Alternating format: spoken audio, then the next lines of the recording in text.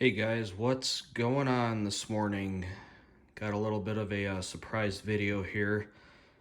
Something I decided on kind of last minute on Wednesday.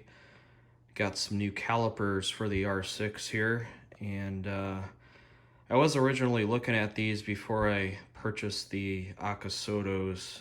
These are the Beringer Aerotec 4-piston calipers. And I was looking real hard at these, and I should have bought these instead of the Akasotos. Basically went with the other ones because I like the, of course, the neon yellow, but the quality of Behringer is quite a bit better since it's billet aeronautical aluminum, so it's made better, where the Akasotos are forged monoblock, so a little cheaper process on making those. But these are awesome.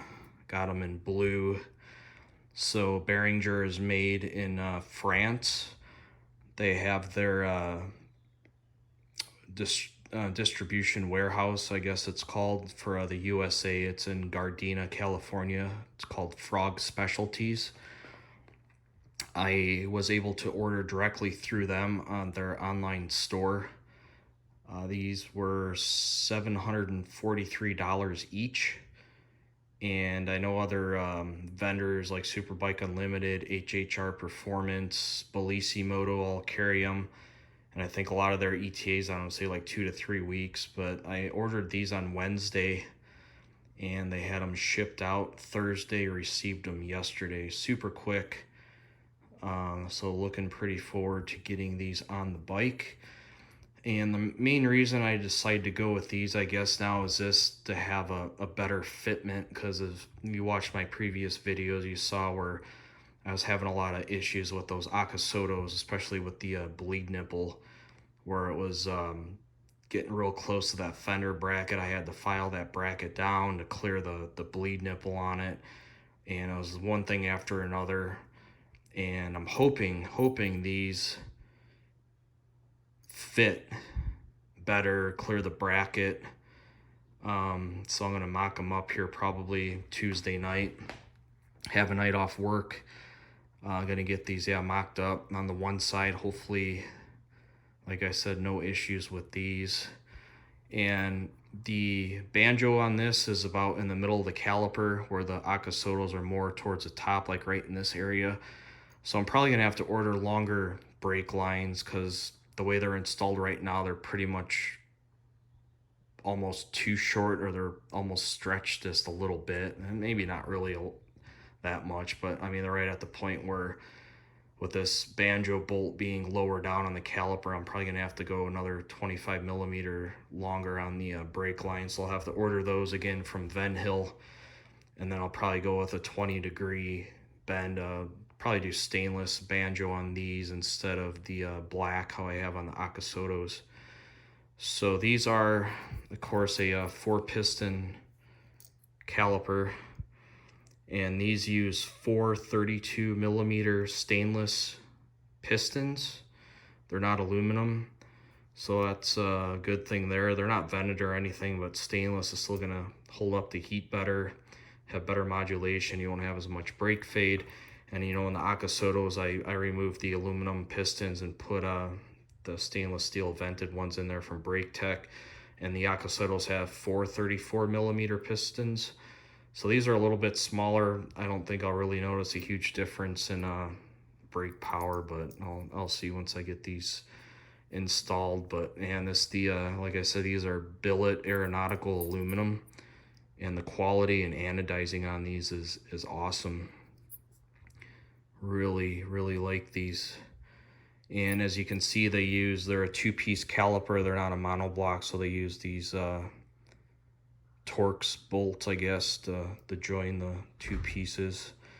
So I was thinking about replacing these bolts with titanium from Pro Tie, and they have a burnt blue color, which looks pretty sweet. So I have to get some of these out and measure them and see what they come in at, and Might do that on those just to add a little bling to them.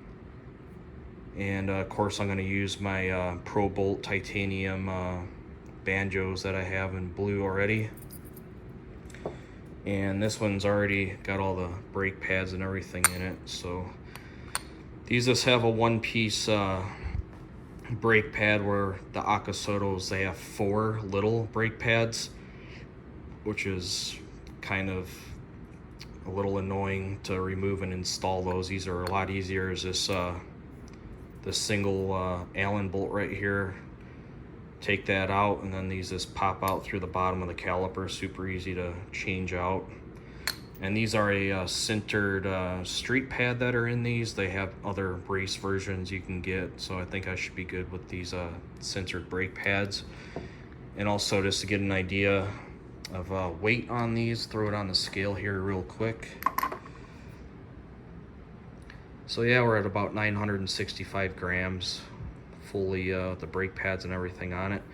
And I think the Akasotos, because with those stainless pistons on those calipers, added a bit to the weight. I think I was about 50 grams heavier than these, so saving a little bit of weight on them, which, like I said, I'm not really too concerned about weight at all. Here's the other caliper. I got the pads out, so they're the R1200S brake pads, sintered street pads for them. Another thing I really like with these, where you don't see any other companies doing this, Brembo didn't do it. When I had my GP4RS calipers, you had to order them separate. Akasoto hardly came with anything, no instructions really. And these come with mounting bolts as well as all these different spacers to fit. And it's even got a little paper here, depending on what bike you have, where the A equals, that's the millimeter for the spacers. So for the R6 2008, well, with the 2017, they already come stock with the it says to use the bolts, a 10 millimeter by 70 millimeter long, so that's what I already have on the bike. And this is saying to use the 8 millimeter spacers and plus the 2 screws. So I measured the thickness of the mounting holes on these, and I believe they're about the same as the Akasoto, so I'm gonna go ahead and just use these 8 millimeter spacers that it came with, and then mock them up and see how everything fits, and then on the rotors and all that, and see how they fit that way. And this comes on the one of the bleeder screws, DOT4 only brake fluid, and they also come with a nice pamphlet, inspector, date, and all that stuff, and installation instructions, all the different torque specs for bleed screw, the banjo, the assembly bolts for the 2 halves of the caliper, and then of course nice little box here. Show you the paper here it comes with, which is pretty nice. So shows you exactly where on the caliper the different bolts and all that, the different torque specs on them. And then very important too is you want to make sure you have the 1.5 millimeter air gap between the disc and the underside of the caliper. So obviously when you're riding and getting on the brakes, the caliper, not the caliper, the rotors are going to expand with that heat. So you want to make sure you have that gap so the rotors don't start rubbing off the inside of the caliper. And then we have the bleeder screw torque, and another page here they sent with the whole instruction sheet on replacing the brake pads. And this I thought was kind of nice here with the breaking in the new pads. It says at 30 miles an hour, apply the brakes with 50% power 5 to 6 times, let them cool. Repeat it again, 45 to 50 miles an hour, 60% power, let cool entirely. And then it has a different break-in for racers. So that's pretty nice. And the brake pads on these run $60 a pair, so it'd be $120 for both calipers. So yeah, really looking forward to getting these installed.